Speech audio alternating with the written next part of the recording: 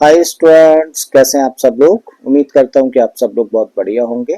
तो भाई आज की क्लास में हम लोग सीखेंगे कि जब हम लोगों को एक क्वाड्रेटिक इक्वेशन दे दी जाए और बोला जाए कि भाई दी गई क्वाड्रेटिक इक्वेशंस के जो रूट्स हैं वो आपस में इक्वल हैं, तो इक्वल रूट से रिलेटेड जो क्वेश्चंस पूछे जाते हैं उनमें सबसे इंपॉर्टेंट क्वेश्चंस में से वो क्वेश्चंस होते हैं जहां पर के हम लोगों को किसी भी टर्म की वैल्यू निकालनी हो या फिर हम लोगों को किसी भी वेरिएबल की वैल्यू फाइंड करनी होती है। ठीक है, तो कैसे किसी भी टर्म की वैल्यू हम लोग फाइंड करते हैं या फिर कैसे हम लोग किसी भी वेरिएबल की वैल्यू निकालते हैं, तो यही चीज आज हम लोग इस क्लास के अंदर सीखने जा रहे हैं। ठीक है, तो चलिए स्टार्ट करते हैं और आ जाते हैं भाई आज के फर्स्ट क्वेश्चन पर। तो फर्स्ट क्वेश्चन में हम लोगों को बोला है find the value of k for which each of the following quadratic equation has equal roots. तो भाई हम लोगों को यहाँ पर देखिए 5 पार्ट्स दे रखे हैं, हर एक पार्ट के अंदर हम लोगों को एक क्वाड्रेटिक इक्वेशन दे रखी है और बोला गया है कि दी गई इन 5 क्वाड्रेटिक इक्वेशंस के अगर रूट्स आपस में इक्वल हैं तो फिर बताइए के की वैल्यू क्या होगी। तो क्या निकालना है हम लोगों को, के की वैल्यू हम लोगों को फाइंड करनी है। ठीक है, तो चलिए स्टार्ट करते हैं और आ जाते हैं भाई फर्स्ट पार्ट पर। तो फर्स्ट पार्ट में जो क्वाड्रेटिक इक्वेशन हम लोगों को दे रखी है ना, एक बार इसको लिख लेते हैं।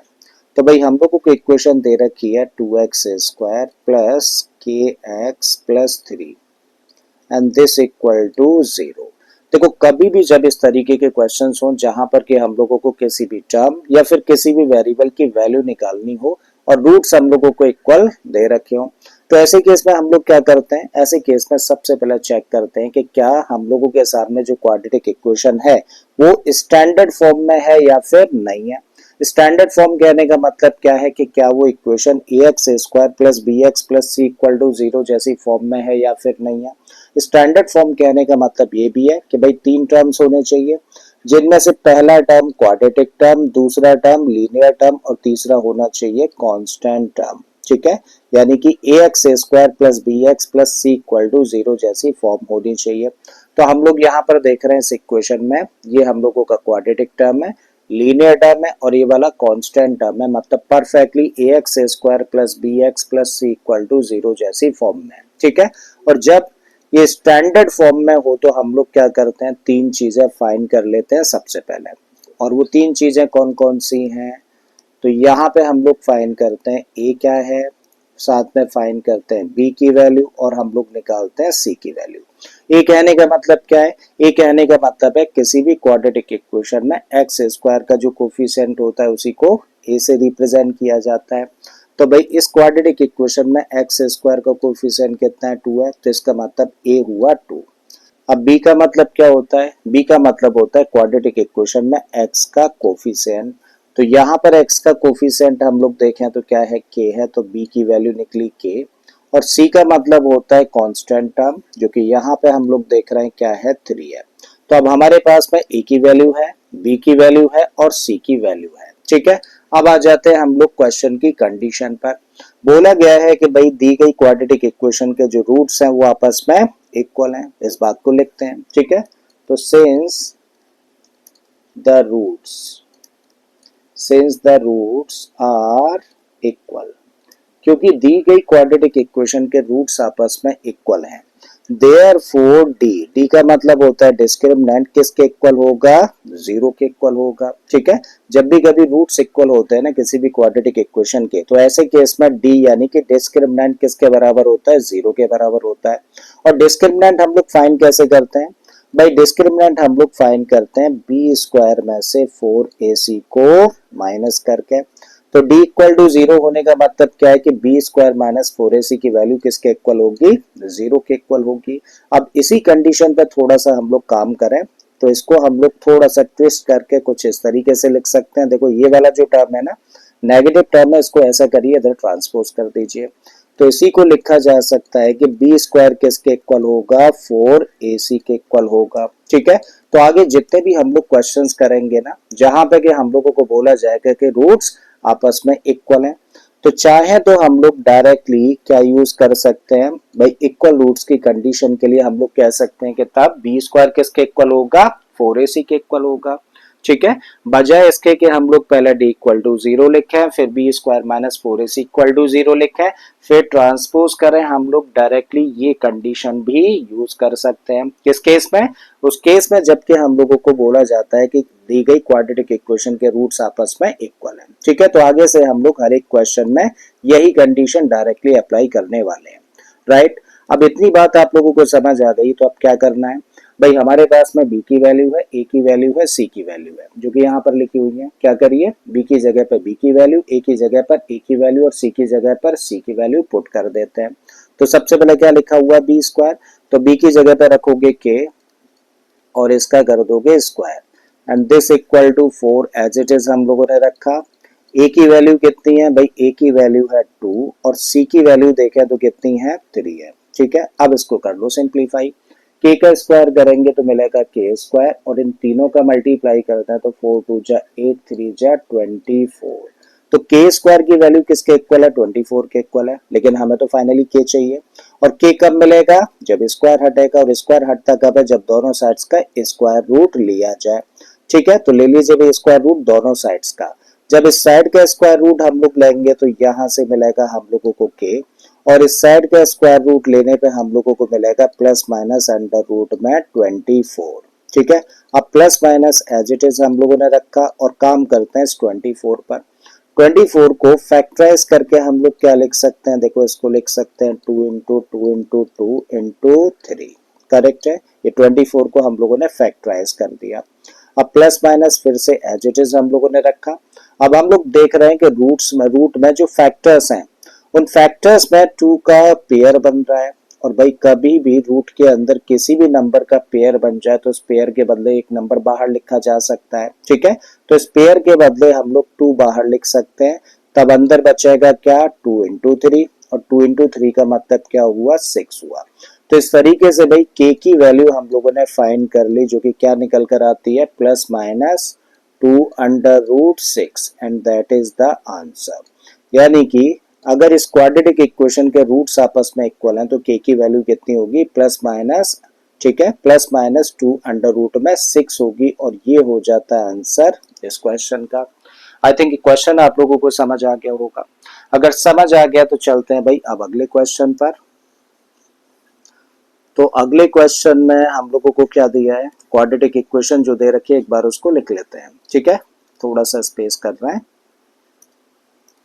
राइट। तो नेक्स्ट पार्ट पर हम लोग आए, तो यहाँ पे हम लोगों को क्वाड्रेटिक इक्वेशन दे रखी है k प्लस 4 इंटू में x square plus k plus 1 into x plus 1 and this equal to 0।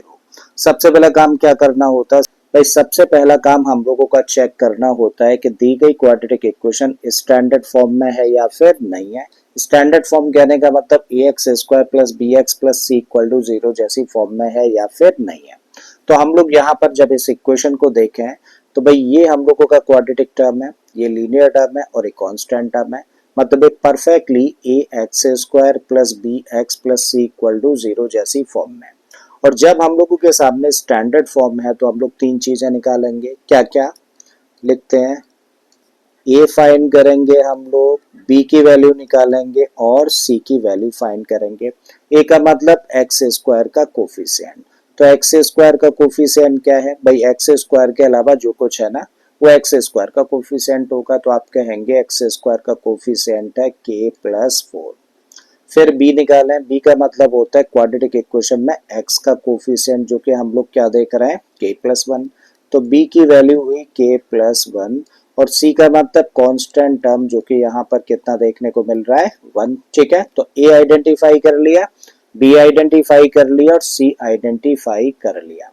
अब क्योंकि रूट्स कैसे हैं, रूट्स आपस में इक्वल हैं, और रूट्स अगर आपस में इक्वल हैं देयरफॉर क्या बोला जा सकता है, अब डायरेक्टली बोलेंगे कि भाई बी स्क्वायर किसके इक्वल होगा, 4ac के इक्वल होगा। अब हम लोगों के पास में देखो b की वैल्यू भी है, a की वैल्यू है और c की भी वैल्यू है, यहाँ से वैल्यूज हम लोग यहाँ पे पुट कर देते हैं। तो भाई b की जगह पे रखेंगे k प्लस 1, तो यहाँ पे रखा k प्लस 1 और b का स्क्वायर है तो स्क्वायर लगा दिया, this equal to 4 as it is.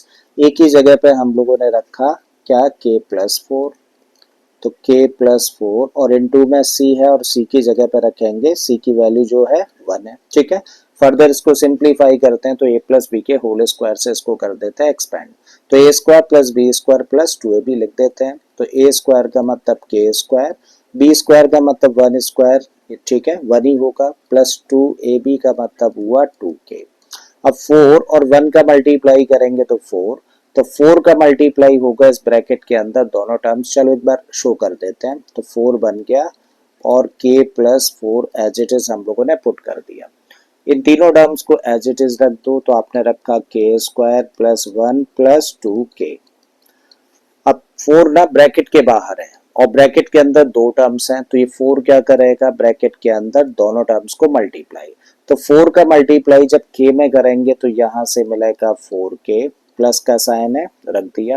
अब 4 का मल्टीप्लाई 4 में करेंगे तो फिर हम लोगों को मिलेगा 16।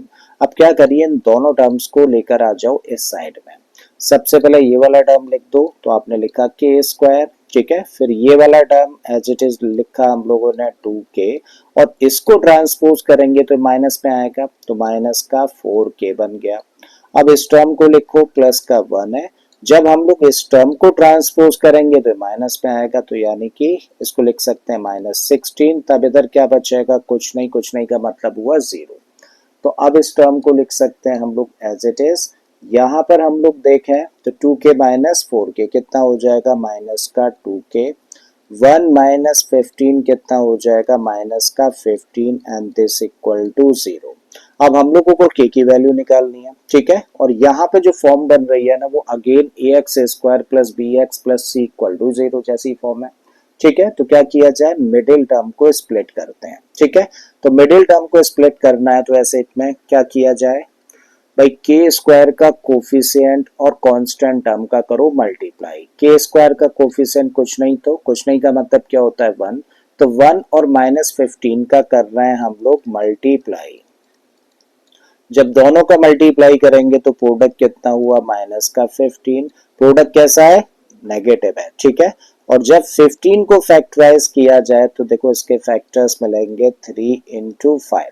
हमें क्या करना है भाई, एक पार्ट में से दूसरे को माइनस करना है, एक फैक्टर में से दूसरे को माइनस करके क्या लेके आना है 2 लेके आना है, ठीक है, तो आप लिख सकते हो इसको क्या 5 माइनस 3, 5 माइनस 3 इक्वल टू क्या होगा 2 होगा, तो इसको रिप्लेस कर सकते हो किसको 2k को किससे 5k माइनस 3k से, जब ये माइनस का साइन होता है तो बस ब्रैकेट में रखना है, ठीक है, तो चलिए रखिए भाई k square minus as it is, सिर्फ किसको ब्रेक कर रहे हैं 2k को, और 2k को ब्रेक करके लिख सकते हैं 5k माइनस 3k माइनस का 15 as it is and this equal to 0, bracket open कर देते हैं तो ये माइनस का 5k इस माइनस की वजह से प्लस हो जाएगा, तो प्लस का 3k, देन ये term as it is and this equal to 0। अब देखो इस इन दो टर्म्स में देखें तो k कॉमन है, तो बचा क्या k माइनस 5, जब हम लोग इन दो टर्म्स की बात कर रहे हैं तो आप कहेंगे 3 कॉमन है, तो यहाँ से बचेगा k और यहाँ से हम लोगों को मिलेगा माइनस का 5 एंड दिस इक्वल टू 0। अब फिर से देखें तो एक टर्म ये है और एक टर्म ये है, दोनों टर्म्स में क्या चीज कॉमन है, तो आपका जवाब होगा k माइनस 5 यहाँ भी और k माइनस 5 यहाँ भी है, कॉमन ले लिया, तब बचेगा क्या इस टर्म में से, तो बचेगा k प्लस का साइन है रखिए, इस टर्म में से तब मिलेगा हम लोगों को 3 एंड दिस इक्वल टू 0। अब हम लोगों के सामने भाई जो सिचुएशन है उसमें हम लोग कह रहे हैं कि दो फैक्टर्स का प्रोडक्ट 0 के बराबर है, और अगर दो फैक्टर्स का प्रोडक्ट 0 के बराबर है तो इसका मतलब दोनों में से कम एक 0 होगा, कोई भी, या तो ये 0 है या फिर ये 0 है, यानी कि या तो k माइनस 5 की वैल्यू 0 के बराबर है या फिर k प्लस 3 की वैल्यू 0 के बराबर होगी। अगर k माइनस 5 की वैल्यू 0 के बराबर है तो k किसके बराबर हुआ 5 के इक्वल हो जाता है, ठीक है। अब इस केस पर आए तो k प्लस 3 की वैल्यू 0 के बराबर है, तो यहाँ से k की वैल्यू कितनी मिलेगी माइनस का 3 मिलेगी, ठीक है, तो k के लिए देखिए हम लोगों के पास में दो वैल्यूज आ जाती हैं, ठीक है, तो ये आंसर हुआ भाई इस क्वेश्चन का। लेकिन फाइनल आंसर देने से पहले एक छोटी सी चीज और जरा समझ लो, बहुत इंपॉर्टेंट पॉइंट है। देखो कभी भी जब हम लोग किसी भी वेरिएबल की वैल्यू निकालते हैं तो एक बार चेक जरूर कर लिया करो कि भाई जब इन वेरिएबल्स को इस क्वाड्रेटिक इक्वेशन के अंदर के की जगह पर पुट करोगे तो कहीं ऐसा तो नहीं है कि एक्स स्क्वायर का कोफिशिएंट 0 हो रखा हो। तो भाई के अगर 5 रखा जाएगा तो ये बन जाएगा 5 प्लस 4, 5 प्लस 4 का मतलब 9। क्या एक्स स्क्वायर का कोफिशिएंट 0 हो रहा है? तो आपका जवाब है नहीं, बस 0 नहीं होना चाहिए। अगर 0 हो रहा है तो इसका मतलब वो वैल्यू एक्सेप्टेड नहीं है, उसको रिजेक्ट करना होगा। ठीक है, अब के इक्वल टू कितना है? माइनस का 3 है। तो अगर यहाँ पे -3 रखते हैं, प्लस का 4 होगा तो एक्स स्क्वायर का कोफिशिएंट 1 होगा, 0 नहीं है ना। अगर 0 नहीं है तो आंसर ठीक है, चलेगा। अगर कोई भी ऐसी वैल्यू निकल कर आती है के की जो कि एक्स स्क्वायर के कोफिशिएंट को 0 कर देगी तो उस वैल्यू को हम लोग रिजेक्ट कर देंगे। आई थिंक बात समझ आ रही है। तो यहाँ पे तो दोनों ही वैल्यू हो सकती है किसकी? के लिए। ठीक है, तो चलिए बढ़ते हैं आप नेक्स्ट पार्ट पर। आई होप ये वाला पार्ट आप लोगों को अच्छे से समझ आ गया होगा। थोड़ा सा कर लेते हैं स्पेस।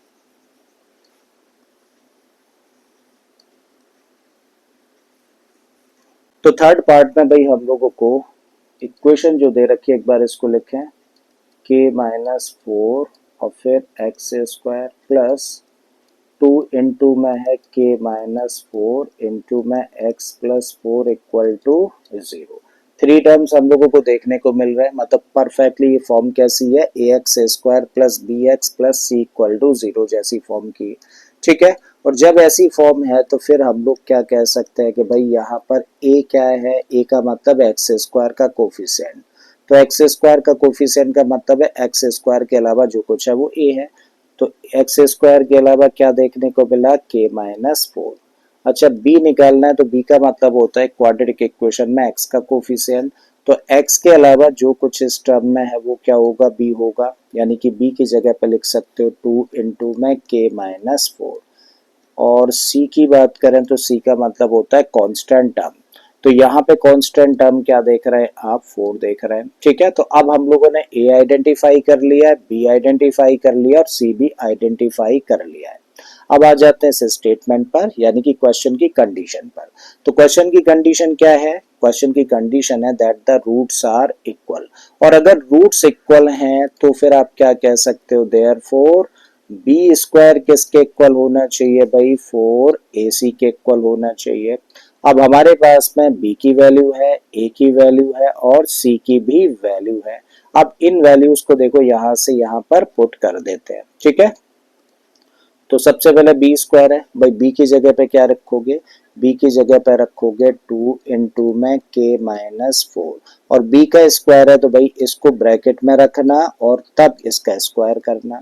4 एज इट इज रखो, a की जगह पर a की वैल्यू जो कि क्या है? k-4। तो यहाँ पे हम लोगों ने रखा k-4। ठीक है, इंटू में c है और c की जगह पे हम लोगों ने फिर से रख दिया 4। करेक्ट। अब करते हैं इसको फर्दर सिंप्लीफाई। तो भाई यहाँ पे इस नंबर का स्क्वायर है, जब इस नंबर का स्क्वायर करना है तो सबसे पहले 2 का स्क्वायर करोगे तो 2 का स्क्वायर किया जाएगा तो मिलेगा 4 और फिर क्या है? k-4 का स्क्वायर करना होगा तो k-4 और इसका स्क्वायर। इस साइड में हम लोग आ जाए तो 4 एज इट इज रख दिया हम लोगों ने, ये वाला 4 इसको भी रख दो और यहाँ पर क्या है? k-4 है। आई थिंक कोई डाउट नहीं।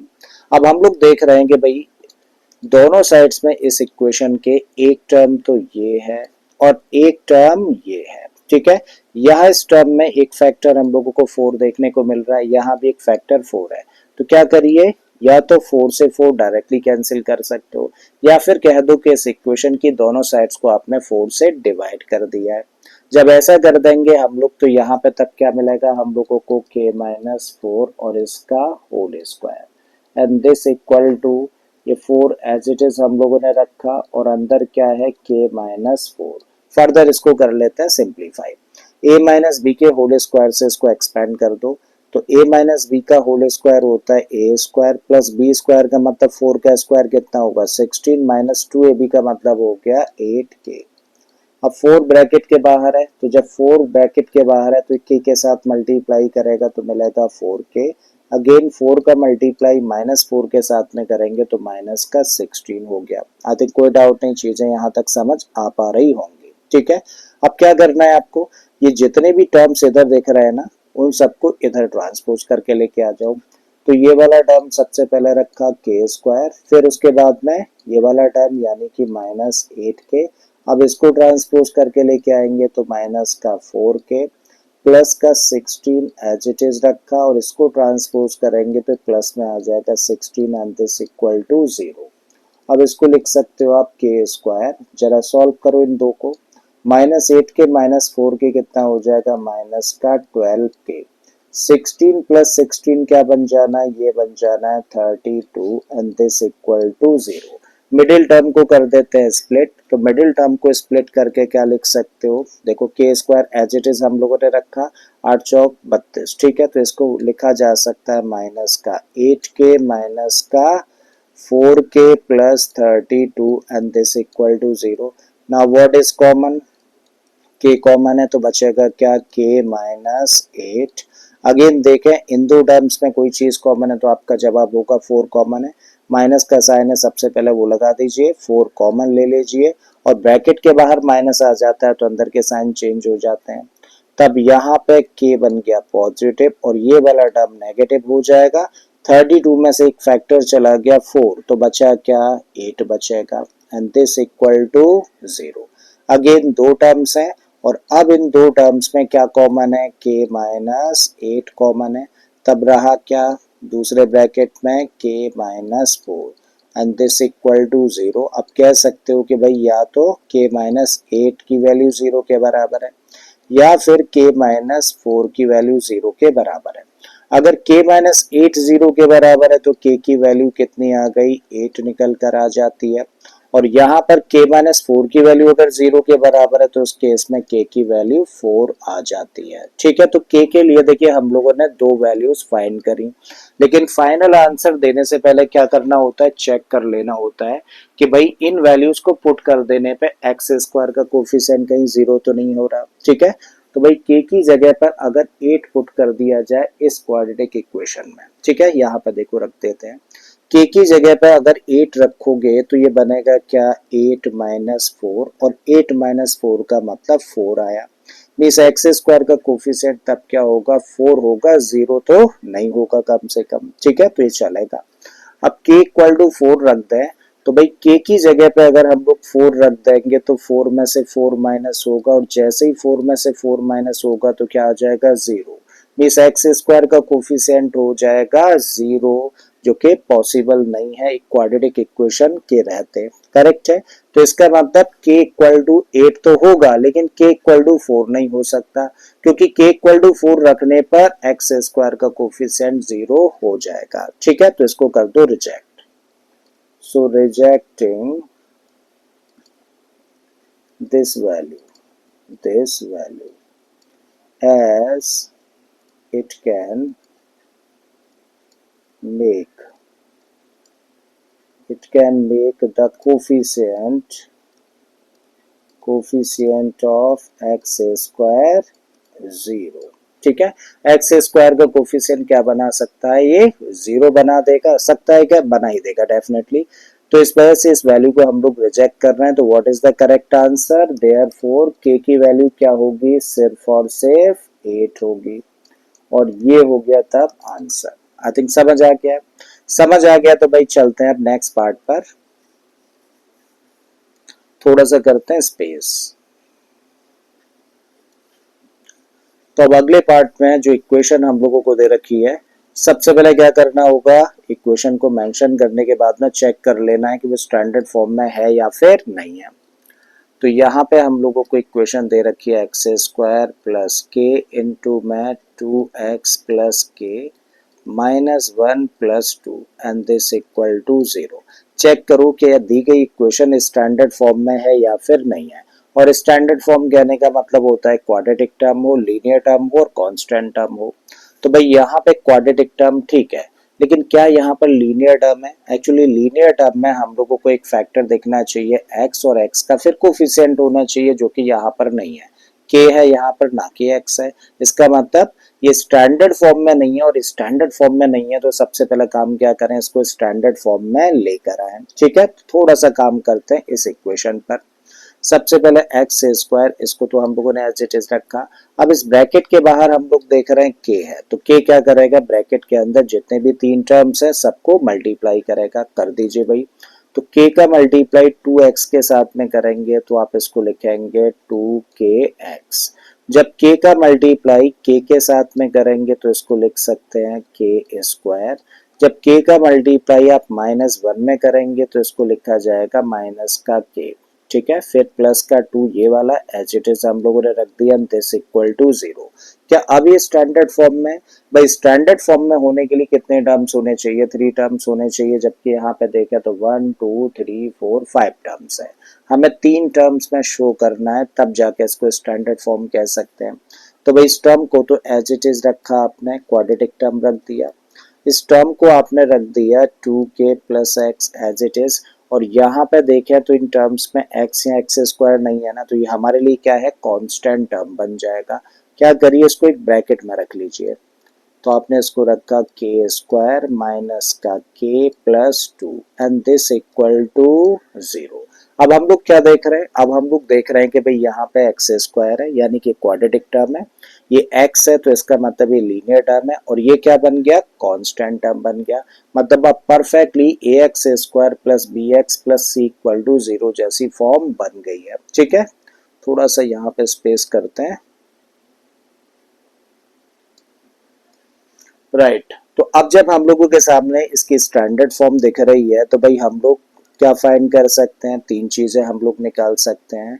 एक तो ए फाइंड कर सकते हैं, बी फाइंड कर सकते हैं और सी आइडेंटिफाई कर लें। ए का मतलब एक्स स्क्वायर का कोफिशिएंट कुछ नहीं दिख रहा तो क्या होगा 1, तो ए की वैल्यू हो गई भाई 1। बी का मतलब होता है एक क्वाड्रेटिक इक्वेशन में x का कोफिशिएंट, जो कि यहाँ पे कितना देखने को मिल रहा है, 2k देखने को मिल रहा है। ठीक है, और c का मतलब होता है कांस्टेंट टर्म, तो भाई ये है कांस्टेंट टर्म, तो c की जगह पे रखोगे के स्क्वायर माइनस का k प्लस 2। तो a की वैल्यू, b की वैल्यू और c की वैल्यू अब हम लोगों ने आइडेंटिफाई कर लिया। अब आ जाते हैं हम लोग क्वेश्चन की कंडीशन पर, क्योंकि रूट्स कैसे हैं, आपस में इक्वल हैं, और अगर रूट्स आपस में इक्वल हैं तो फिर आप कह सकते हैं कि भाई बी स्क्वायर किसके इक्वल होगा, तब 4ac के इक्वल होगा। अब b पता है, a पता है, c पता है, यहाँ से वैल्यूज यहाँ पर पुट कर दीजिए। तो b की जगह पे हम लोग रखने वाले हैं 2k, तो 2k, और b का स्क्वायर है तो इसका स्क्वायर लगा देते हैं। 4 एज इट इज, ए की जगह पे रखा 1 और c की जगह पे रखेंगे c की वैल्यू जो कि कितनी है, के स्क्वायर माइनस के प्लस 2। फर्दर कर लेते हैं इसको सिंप्लीफाई। तो 2k का स्क्वायर है और 2k का स्क्वायर का मतलब क्या हुआ, देखो 2 का स्क्वायर करेंगे तो 4, k का स्क्वायर कर देंगे तो k स्क्वायर, इक्वल के इधर आ जाते हैं। 4 एज इट इज हम लोगों ने रखा, और ब्रैकेट में तब क्या रहेगा, देखो 1 का मल्टीप्लाई 4 में करेंगे तभी हम लोगों ने 4 लिख दिया है। तो ब्रैकेट में अब बचा क्या, ब्रैकेट में बचेगा के स्क्वायर माइनस का के प्लस 2। ठीक है, 4 से 4 हो गया कैंसिल, तो यहाँ पे मिला हम लोगों को के स्क्वायर, ब्रैकेट ओपन कर देते हैं तो के स्क्वायर माइनस का के प्लस 2। कभी भी इक्वल के इधर उधर अगर सेम साइन के नंबर्स होते हैं तो वो आपस में कैंसिल हो जाते हैं, मतलब के स्क्वायर से के स्क्वायर हो गया कैंसिल। फाइनली हमें क्या चाहिए भाई, हम लोगों को तो के की वैल्यू निकालनी है, तो क्या करिए, के यानी कि वेरिएबल को कर दो इधर ट्रांसपोज, नेगेटिव टर्म है इधर लेके आएंगे तो भाई पॉजिटिव हो जाएगा, तो के बन गया प्लस का, इस साइड में क्या रह गया, इस साइड में रह गया 2, तो इस तरीके से के की वैल्यू क्या निकल कर आ गई, 2 निकल कर आ जाती है, और ये आंसर हो जाता है भाई इस पार्ट का। ठीक है, एक पार्ट और बचा हुआ है, चलिए इसको भी निपटाते हैं।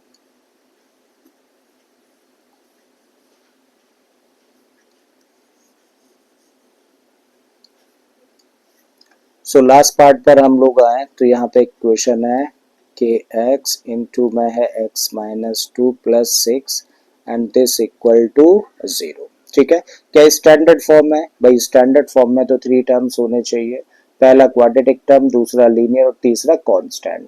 यहाँ पे क्वाड्रेटिक टर्म अभी देखने को मिल रहा है, नहीं मिल रहा है, तो क्या करिए, इस फॉर्म पर काम करिए, और काम करते हुए भाई ये फॉर्म लेकर आ जाओ। ठीक है, तो उसके लिए हम लोग क्या कर रहे हैं भाई, यहाँ पे हम लोग देखें कि एक ब्रैकेट है और ब्रैकेट के बाहर के एक्स लिखा हुआ है, तो ब्रैकेट के अंदर दो टर्म्स है, आप क्या करिए, के एक्स का मल्टीप्लाई ब्रैकेट के अंदर दोनों टर्म्स के साथ में कर दो, तो जब के एक्स का मल्टीप्लाई एक्स में करेंगे तो इसको लिख सकते हैं हम लोग के एक्स स्क्वायर।